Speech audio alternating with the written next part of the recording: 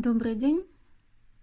Сегодня мы разберем грамматику 8-го урока Мина но Нихонго первой части.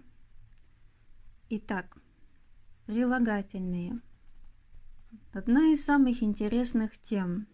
Но давайте немножко вернемся обратно. Помните, в первом уроке мы разбирали, когда два существительных, и между ними была соединительная связка «но». В том контексте мы бы на русский язык переводили как прилагательное плюс существительное. Например, японская машина. Нихон но курума. Также мы говорили о том, что в японском языке есть сложные слова. Это слова, у которых два и более иероглифов, и на русский язык есть вероятность того, что они будут переводиться как два отдельных слова, и одно из которых может быть прилагательным. Например, речной рак – каваэби. Однако, изучая грамматику японского языка, было принято, что прилагательными считают только слова, у которых идет китайское происхождение или иностранное. Их еще называют наприлагательные, и исконно японские слова. Их еще называют и прилагательные. Прилагательное по сути является также определением к существу, то есть оно описывает существительное, которое стоит после него или впереди него. Давайте посмотрим на небольшую таблицу. Здесь у нас указаны и прилагательные, и на прилагательные. Например, на прилагательные такие слова, как кирей, на,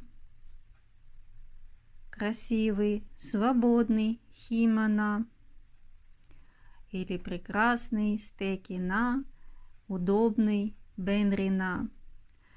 Как вы уже заметили, после каждого слова прилагательного стоит частичка на. В то время как и прилагательные, такие слова как маленький, чейсай, новый, атараший, сложный, музгащий или хороший, который имеет два варианта чтения и или йой, все эти слова заканчиваются на и. Поэтому в тексте их довольно легко отличать. Прилагательные, как и существительные глаголы, имеют свою не только утвердительную форму, но и отрицательную форму. Давайте рассмотрим, как ее создавать.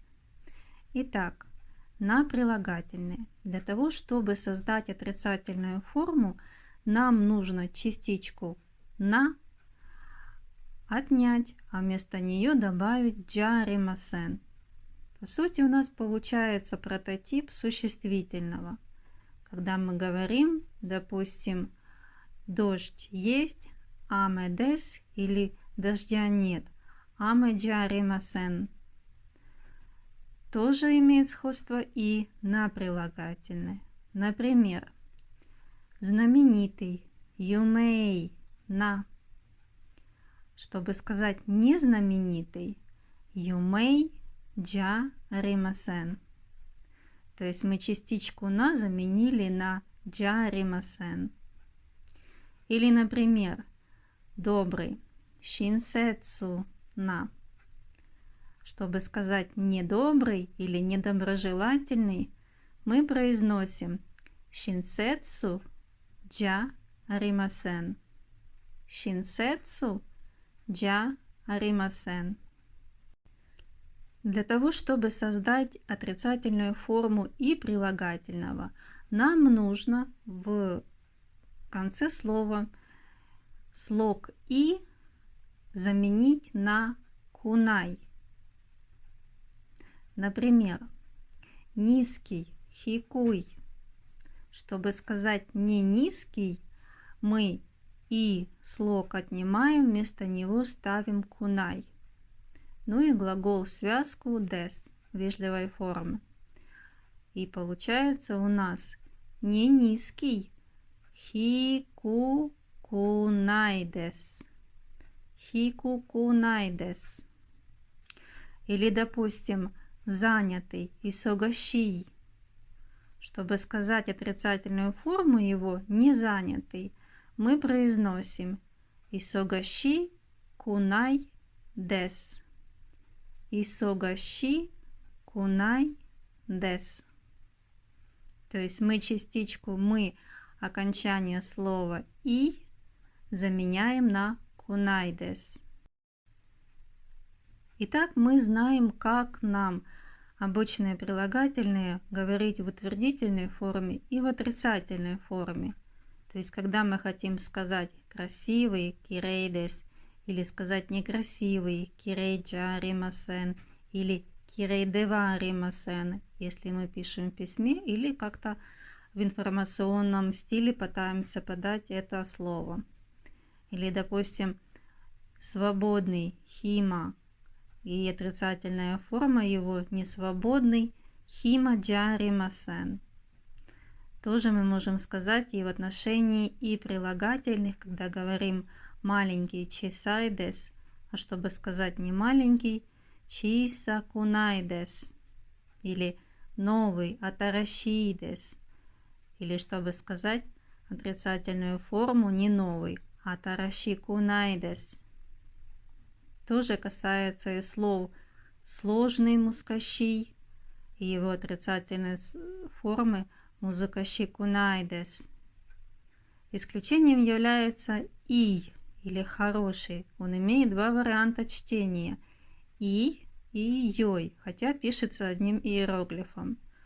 Однако, когда вы будете создавать отрицательную форму, вместо и вы будете изменять или трансформировать йой. Таким образом у вас получится йокунайдес. Йокунайдес. От слова йой вы последний слог и отнимаете и заменяете на кунайдес. Итак, мы разобрались, как нам создавать отрицательную форму прилагательных в настоящем или будущем времени. Но как нам с этими словами создавать предложения? В русском языке мы прилагательные можем произносить либо перед существительным, либо после существительным. Например, если мы хотим сказать «молоко теплое», в этом случае прилагательное у нас находится после существительного.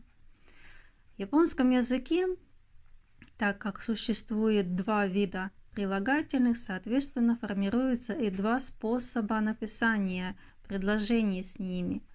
Так, существительное мы выделяем «вам», а дальше зависит от того, какое прилагательное мы используем. Если мы используем «на» прилагательное, то мы произносим слово, но частицу «на» мы не произносим перед глаголом связкой «des». То есть мы ее отсекаем. Если же мы произносим и прилагательное, то здесь проще, мы произносим все слово и заканчиваем вежливой связкой глаголом des. Вторым вариантом является, когда мы хотим сказать, допустим, красная машина, теплое молоко.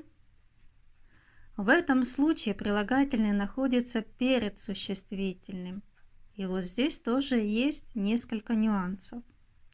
Допустим, и прилагательное произносится полным словом, без каких-либо изменений, плюс существительное. А вот на прилагательное произносится полностью, то есть произносится само прилагательное плюс частичка на плюс существительное.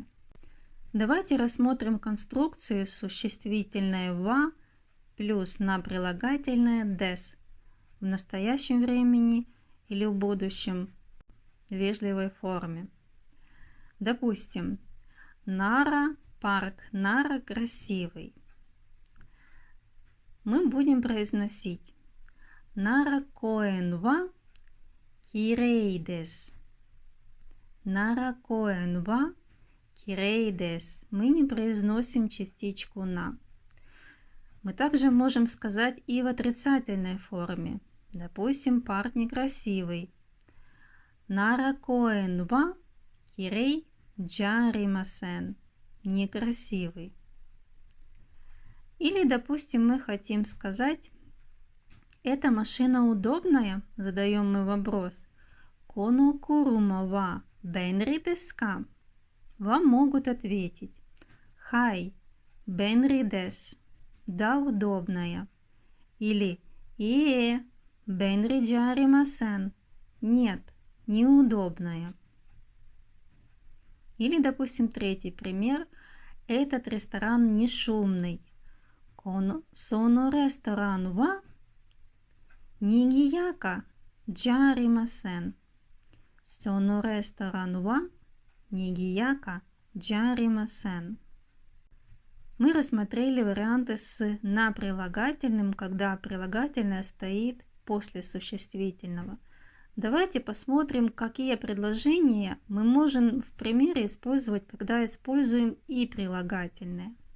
Например, парк Нара большой. Наракоэн ва окей дес. Здесь мы произносим просто полное прилагательное, полное слово, ничего не отсекая, полное прилагательное. Окей дес. Или, допустим, эта машина дорогая? Коно курума ва такай десу ка?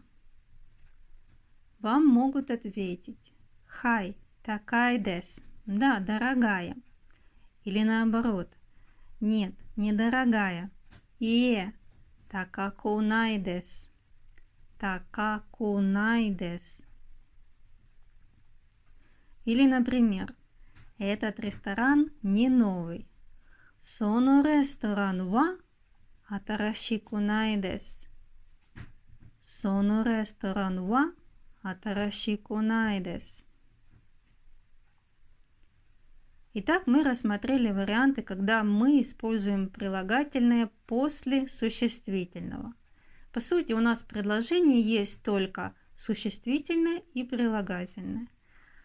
Давайте рассмотрим варианты, когда мы используем прилагательное перед существительным, когда мы описываем, например, само существительное непосредственно, близко. Например, сказать: красная машина, акай курума, или маленькая сумка, чисай кабан дес. Или, например, я сладкий торт купила. Ваташи ва амай кейки о каймашта. Амай кейки о каймашта. Или, например, он не ест кислый лимон. Карева суппай ремону табемасен.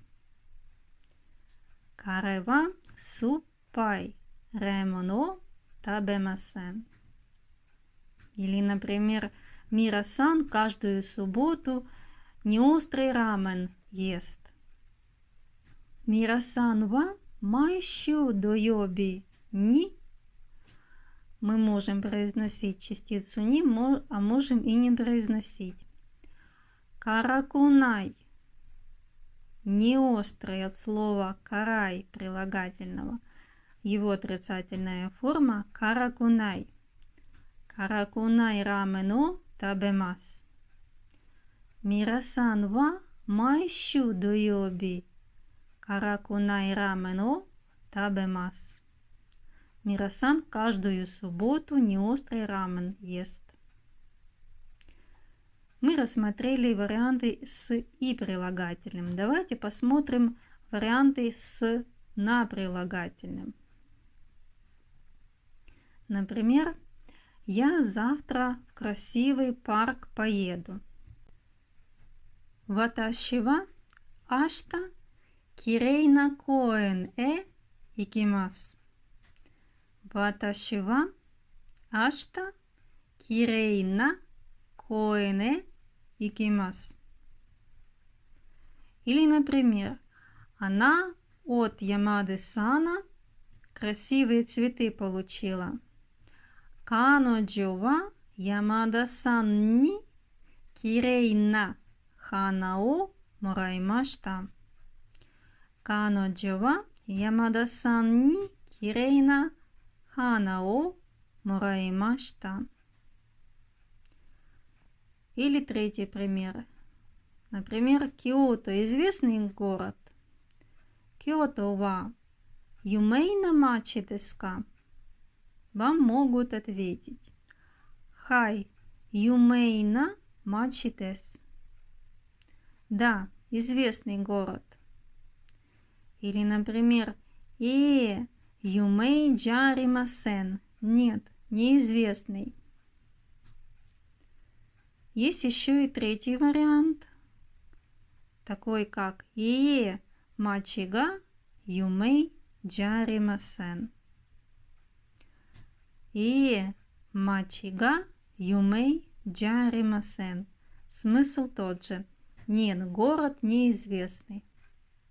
Можем еще рассмотреть примеры. Например, я в ресторане видел известного человека. Ваташи ва ресторан де юмей на хито о мимашта.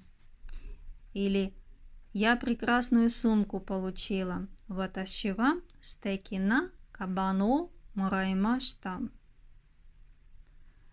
Или в хорошее место давай пойдем. И токуро икимашо. Итак, мы знаем два способа произношения прилагательных. Когда мы можем прилагательное произносить непосредственно перед существительным по типу «теплое молоко», или когда мы можем строить предложение с смыслом «молоко теплое». То есть, когда после существительного, которого мы выделяем частицей «ва», мы указываем прилагательное. В зависимости от того, какое это прилагательное, на прилагательное или и прилагательное, с на прилагательным мы отсекаем частицу на плюс глагол связка des, а если мы используем и прилагательные, мы просто произносим полное слово и заканчиваем вежливой формой. Однако есть еще третий вариант. И этот вариант подразумевает то, что у вас в предложении не одно существительное, а два. Ведь по сути мы можем строить предложение, где, допустим, можем описывать природу вещей. Например, у ребенка лицо круглое. Как нам произнести предложение с таким смыслом? Мы будем строить его следующим образом. Акачан ва као га маруй дес. Маруй круглая. Когда у нас в предложении идет два существительных, и они как бы равноценны, то слово второе существительное будет всегда выделяться частицей га перед прилагательным. В принципе, мы можем сказать и второй вариант, например, используя частицу «но». Если в первом варианте мы произносили «акачан ва као га маруй дес», то с использованием частицы «но» мы можем сказать «акачан но као га маруй дес». И будет переводиться как «лицо ребенка круглое». То есть немного идет отличие. В первом варианте мы произносили у ребенка лицо круглое, а во втором лицо ребенка круглое. Смысл один и тот же, но небольшой нюанс произношения и подачи предложения вносит нам немного больше разнообразия. Например, мы можем сказать: у Карины волосы черные. Карина-сан ва ками га курой дес. Карина-сан ва ками га курой дес. А можем сказать: волосы Карины черные. Карина-сан но ками га курой дес. Оба варианта они будут правильными. Разница лишь в том, что мы можем использовать в одном в одном связку «но» соединительно, а в другом предложении мы используем вариант со связкой с частицей га. Или, например, гортензия – цветок красивый. Аджисай – гортензия. Ва хана га кирей дес. Аджисай ва хана га кирей дес. Или мы можем сказать просто цветок гортензии красивый. Аджисай но хана га кирей дес. Итак, мы разобрали сегодня в вопросе о прилагательных, о том, что мы можем создавать прилагательные в утвердительной форме в настоящем и будущем времени, а также можем создавать их отрицательную форму, таким образом добавляя к на прилагательным джари масен и заменяя в и прилагательных последнюю букву и на кунай или кунай дес. Также мы разобрали то, что можем создавать два вида предложений, которые у вас поданы в книге Мина но Нихонго. В одном существительное выделяется частицей ва, дальше указываются прилагательные, которые в вежливой форме заканчиваются связкой des. При этом, если на прилагательное, мы последнюю частицу на не произносим. И второй вариант, когда мы прилагательное ставим непосредственно перед существительным по типу теплое молоко. В этом случае и прилагательное просто произносится, а на прилагательное мы обязательно между ними, между прилагательным и существительным ставим частицу на. Также мы разобрали, что можем ставить в предложениях не одно существительное, а два. И в этом случае первое существительное мы как тему разговора выделяем частицей ва, а второе, как дополнительные компоненты в предложении, мы выделяем частицей га. А после добавляем прилагательное, опять же указывая в зависимости от того, какое это прилагательное. Если это на прилагательное, мы частицу на перед глаголом связкой des не произносим. Также мы узнали и четвертый вариант, когда мы можем слово два существительных между собой опять же соединять частицей но и выделяя существительное частицей га, добавлять прилагательное, таким образом формируя новый тип предложения. Таким образом, подводя к итогу, мы научились использовать прилагательные в 4 разных вариантах предложений. А если учитывать то, что мы еще можем их использовать и в отрицательных формах, то получается у нас 8 разных вариантов построить предложение с прилагательными. Следующая тема – частица га. В ситуациях, когда мы хотим сказать вкусный, но дорогой, старый, но удобный. То есть в подобных ситуациях мы используем прилагательные с смыслом но, то есть хороший, но плохой, они имеют как бы противопоставление. Как нам в данном случае строить предложение? Для этого у нас есть частица га. Хочу заметить, что подобное слово «но», чтобы произносить, мы можем использовать не только в отношении прилагательных, мы также можем использовать их и в ситуациях, когда мы в тексте используем глаголы. Ну, давайте по порядку. Давайте посмотрим на примеры. Этот рамен вкусный, но дорогой. Коно рамен ва ойший дес, га такай дес. Коно рамен ва ойший дес, га такай дес.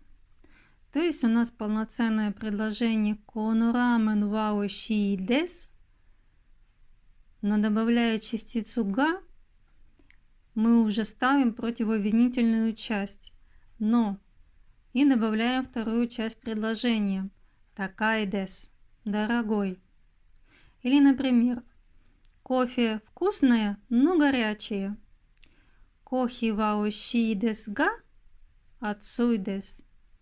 Кохи ва ойшii desu ga atsui desu. Или, например, этот стол хороший, но низкий. Коно тебуру ва ii desu ga hikui desu. Или, допустим, этот человек красивый, но недоброжелательный. Соно хито ва хансаму desu ga шинсетсу джаримасен. Соно хито ва хансаму desu ga шинсетсу джаримасен. Как я уже говорила, мы можем использовать и с глаголами. Ну, например, утром проснулся в 6 часов, но снова заснул. Аса рокуджи ни окимашита га мата немашита. Аса рокуджи ни окимашита га мата немашита. Мата снова заснул. Немашита. Или, допустим, дождь идет, но я выйду на улицу. Аме десу га сото ни икимасу. Аме десу га сото ни икимасу. То есть есть в наявности дождь, но все равно я на улицу пойду. Следующая тема – наречия. Тотемо и амари. Тотемо на русский язык переводится как «очень», а амари переводится как «не очень». Как же их использовать? Ситуация, когда мы хотим сказать, допустим, «очень вкусный», «очень интересный» или «не очень вкусный», «не очень интересный», мы строим конструкцию, используя прилагательные. При этом мы существительное выделяем частицей «ва». Если мы говорим о слове «очень», мы используем слово «тотемо», додаем к нему прилагательные и заканчиваем глаголом связкой в вежливой форме «дес». Например, «очень жарко» – «тотемо ацуй десу». Или когда хотим сказать «этот фильм очень интересный» – «коно эйга ва тотемо омоширой десу». Однако наречие тотемо мы можем использовать не только с прилагательными. Мы также можем их использовать и с глаголами, но в том случае, когда мы описываем либо состояние, либо чувство. В этом случае существительное мы выделяем частицей «га», после пишем «тотемо» и добавляем глагол. Например, «Мне очень нравится японский язык». Мы выделяем здесь то, что нам нравится. Японский язык мы выделяем частицей «га», произносим «тотемо» и глагол «ски десу». Например, «Нихонго га тотемо ски десу» будет переводиться как «мне очень нравится японский язык». Еще тотемо может использовать и в контексте отрицания. Например, когда мы хотим сказать в значении «никак не». В этом случае мы тоже используем глагол, но в отрицательной форме. Например, «я никак не смогу это съесть». Тотемо табераремасен.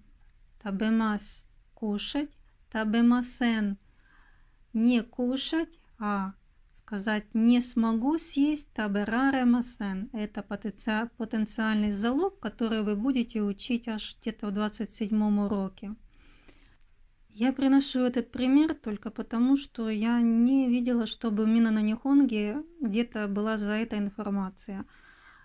В принципе, как дополнительный учебный материал для вас эта информация не будет лишней, так как сегодня мы затрагиваем наречие тотема. Давайте рассмотрим примеры с использованием слова тотема плюс прилагательный. Например, этот лимон очень кислый. Соно ремон ва тотемо суппай дес. Соно ремон ва тотемо суппай дес. Или это дерево очень большое. Соно ки ва тотемо окий дес. Соно ки ва тотемо окий дес. Или, допустим, Днепро река очень тихая. Днепро кава ва тотемо шизука десне. Следующее амари. Когда мы хотим сказать не очень, используя слово амари, прежде всего мы должны для себя понять. Амари означает не очень. И всегда, когда будет использоваться с прилагательными или глаголами, оно будет использоваться в отрицательной форме. То есть прилагательное будет в отрицательной форме и глагол также будет использоваться в отрицательной форме. Давайте посмотрим на примере глагола. В данном случае мы можем строить конструкцию, когда амари ставим перед существительным, после добавляем глагол в отрицательной форме. Или наоборот, когда мы существительное выделяем частицей «о» и добавляем амари плюс глагол в отрицательной форме. Например, «Я не часто ем завтрак». Или имеется в виду «я не очень ем завтрак». Асагохано амари табемасен. Асагохано амари табемасен. Или «я не очень алкоголь пью». Ваташива амари осакео номимасен. В данном случае глагол в отрицательной форме, а наречие амари стоит перед существительным. Давайте рассмотрим варианты использования наречия не очень с прилагательными. Например, это яблоко не очень вкусное. Соно ринго ва амари ойшикунай дес. Соно ринго ва амари ойшикунай дес. И прилагательное ойши в отрицательной форме ойшикунай. Или, например, этот фильм не очень известный. Соно эйга ва амари юмейна эйга джаримасен. Или же можем сказать юмей джаримасен. То есть соно эйга ва амари юмей джаримасен. Если обратили внимание, в первом варианте мы амари плюс прилагательное, после него идет существительное и заканчиваем отрицательной формой джаримасен. Подобная конструкция также используется в японском языке, поэтому запомните ее, вы также можете ее использовать. Или, например, мы хотим сказать, этот автобус не очень удобный. Соно басу ва амари бенри джаримасен. Или второй вариант. Соно басу ва амари бенри на басу джаримасен. То есть у нас в одном предложении два существительных. Дважды мы повторяем автобус и звучит как не очень удобный автобус. Смысл один и тот же, но возможности передать этот смысл или перевод имеет два варианта. Следующая тема – существительное ва додеска. На русский язык она бы переводилась как «как тебе?». По сути, эта конструкция позволяет нам спросить у собеседника о его впечатлении или мнении об опыте использования какого-либо предмета или, допустим, если он был в каком-то месте новом или с кем-то там встречался, в этом случае задать вопрос: ну и как тебе там было? Мы для этого используем додеска. Например, японская жизнь как тебе? Нихон но сейкацу ва додеска? Вам могут ответить омоширой дес, интересная. Или, например, эта поездка как тебе? Вы куда-то поехали в путешествие и вас спрашивают: Сонорёко ва додеска? Или, например, вы устроились на новую работу и вас спрашивают: новая работа как тебе? Атарашии шигото ва додеска? Вы можете ответить о своем впечатлении об этой работе. Или этот фильм как тебе? Соно эйга ва додеска? Этот фильм как тебе? Омоширой дес? Или омоширокунай деска? Следующая тема — существительное ва, донна, существительное деска. Донна — это вопросительное слово, и оно на русский язык переводится как «какой» или «что за», или, допустим, «какого рода», «какой именно». По сути, она спрашивает о характеристиках, типах, о природе чего-либо. Она может спрашивать о качествах, о свойствах людей или каких-то предметов. В ответе всегда будет прилагательное. Давайте рассмотрим примеры. Например, это какой фильм? Вы хотите спросить. Сорыва донна эйка деска? То есть вы интересуетесь, какого типа, или интересный этот фильм, или неинтересный фильм. Вам могут ответить омоширой эйга дес. То есть в ответе было обязательно прилагательное. Или, например, вы задаете вопросом: это какая книга? Сорыва донна хондеска? Вам могут ответить, если она неинтересная, омоширокунай хондес, то есть неинтересная книга.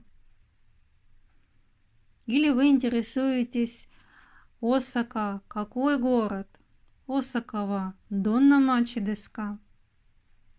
Ну а вам в ответ могут сказать, допустим, шумный город. Нигияка на мачи дес. Нигияка на мачи дес. То есть вопросительное слово «донна», оно отвечает на русский вариант «какой» или «что за». Так вы можете спросить, какая это сумка, это какая сумка, да? То есть здесь уже интересуетесь вы ее характеристикой. Сорава донна кабандеска? А вам могут ответить, какая кабандес? То есть вы описали ее цвет, характеристику. Или может также использовать, когда интересуется о человеке, допустим, не только о его внешности, но и, допустим, какой он по характеру. Например, донна хито деска?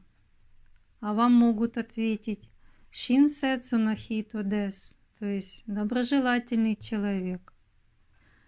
В японском языке есть еще одна полезная связка, когда вы используете донна плюс существительные. И если вы добавите еще частицу мо, то на русский язык будет переводиться как любой или какой бы ни. Допустим, вы хотите сказать «любая книга интересная». В этом случае вы произносите «донна хон мо омоширой дес». «Донна хон мо омоширой дес». На русский эквивалент будет переводиться «любая книга интересная». То есть этой связкой вы можете много описывать. Не забывайте то, что донна никогда не произносится без существительного. Она всегда идет вместе с существительным. Следующая тема – доре.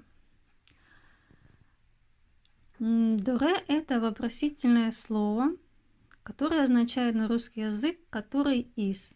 Обычно его используют тогда, когда хотят сделать какой-то конкретный выбор объекта из нескольких. Зачастую это больше 3 предметов, допустим, или больше 3 людей. В этом случае вы используете вопросительное слово «доре». Вы учили еще дочера. Дочера также можно использовать для выбора какого-то предмета, но только в том случае, если у вас не более 2 вариантов. Давайте рассмотрим примеры. Который из них ваш зонт? Аната но касава доре деска. То есть подразумевается, что перед вами где-то там в углу 3 или 5 зонтов, вас спрашивают, какой из них ваш. То есть аната но касава доре деска. Или, допустим, среди них который хороший. То есть есть какой-то вариант выбора среди различных предметов, и вам задают вопрос, среди них который хороший. Коно нака де доре га ii desu ka? Или среди этих машин, которые очень хорошие. Корера но курума но нака де доре га тотемо ii desu ka? Корера но курума но нака де доре га тотемо ii desu ka? Корера – это множественное число от слова коре – этот, но соединительная связка с существительным курума и накаде, то есть внутри. То есть внутри среди этих машин какая лучше? Доре, дорега, тотемо очень ii desu ka? Хорошие. Еще раз напоминаю небольшую разницу. Донна всегда идет существительным. И это вопросительное слово всегда указывает о том, что вы интересуетесь либо описанием, либо свойством чего-либо, то есть характеристики вида спорта, там, сорта, или человека, или предметов. Доре использует для выбора одного конкретного предмета из нескольких. Больше 3 имеется в виду.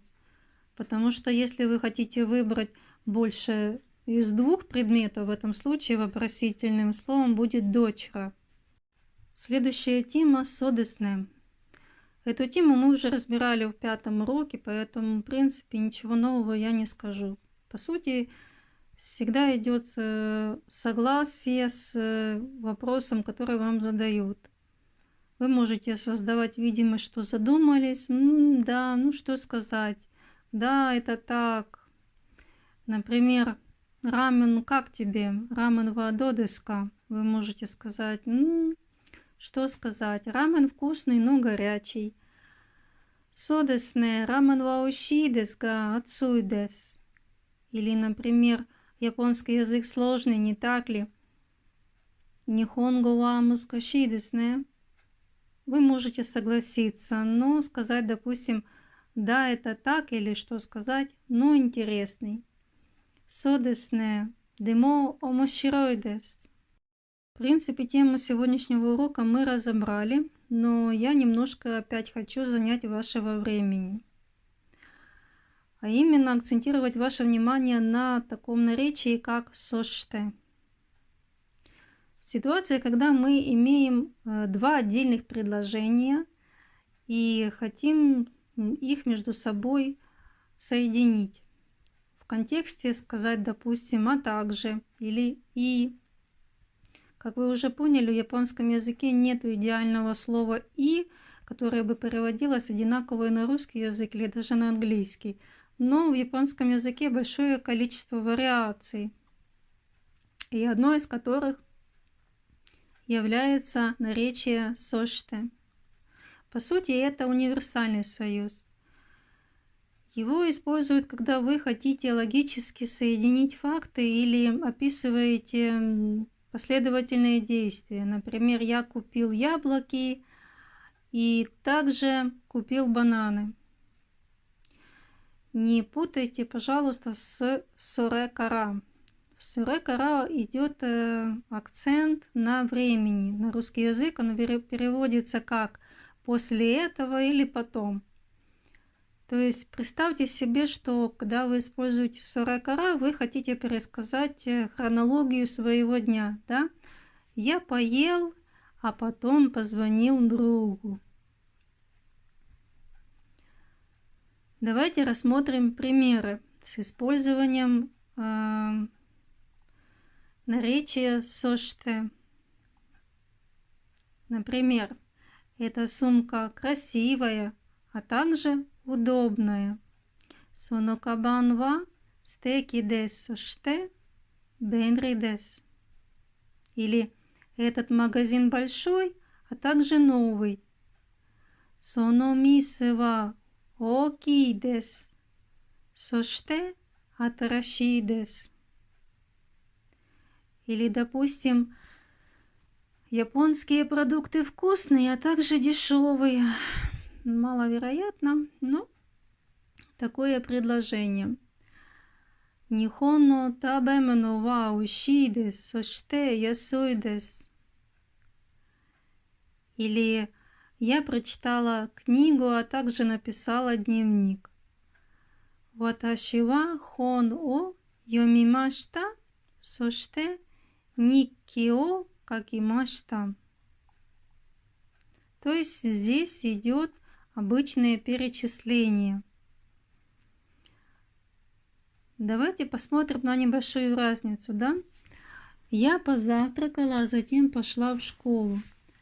Ваташи ва асагохан о табемашта, соште гакко э икимашта. Или мы можем сказать: я позавтракала и потом или после этого пошла в школу.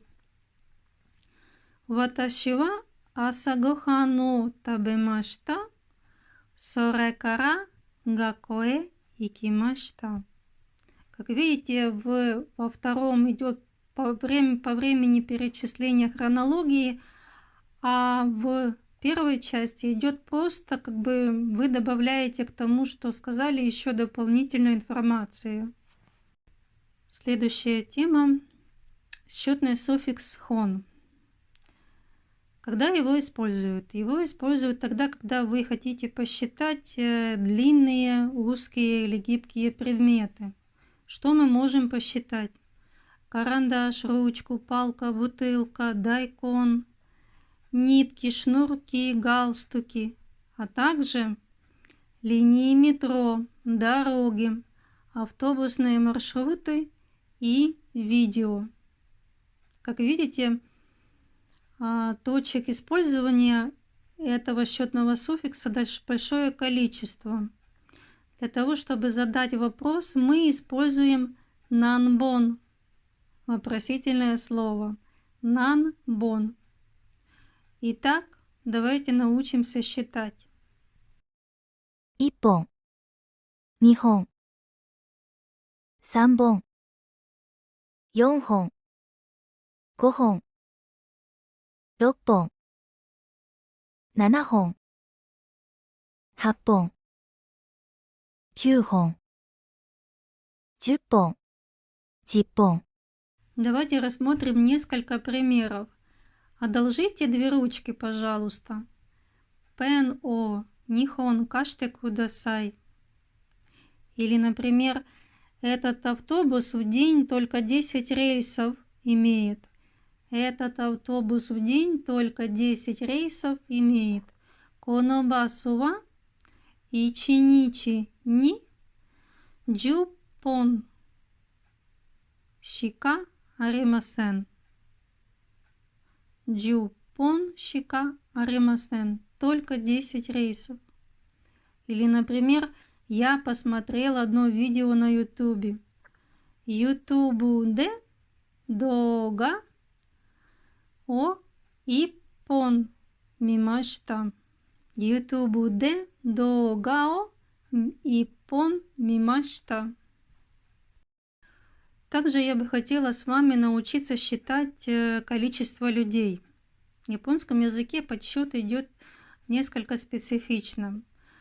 Итак, начиная от одного человека до двух, то есть 1 и 2, имеют свои личные существительные, такие как хитори и футари. А вот начиная с 3 людей и дальше, мы к цифре добавляем суффикс нин. Вопросительным словом в данном случае является наннин. Сколько людей? Помимо этого, в японском языке есть еще и другой вежливый подсчет количества людей, который отвечает на вопросительное слово нанмэй. То есть, если мы хотим задать сколько людей, нанмэй desu ka, это очень уважительная форма, чаще вы ее услышите в ресторанах. Вам могут ответить ичимэй, нимэй, санмэй и так далее. Давайте научимся считать людей с суффиксом нин. Итак, 1人、2人、3人、4人、5人、6人、7人、8人、9人、10人。 и последняя тема на сегодня – счетный суффикс кай, то есть как подсчитать количество раз. Где мы ее используем? Тогда, когда хотим посчитать количество раз или какую-то очередность, например, 1 раз, 2 раза, или в спорте 2 попытки, 3 попытки, или, например, когда мы смотрим выпуски ТВ-программ, допустим, 3-й выпуск или 3 раза был выпуск. Вопросительным словом является нанкай. Итак, 1 раз. 1回、2回、3回、4回、5回、6回、7回、8回、9回、10回、10回。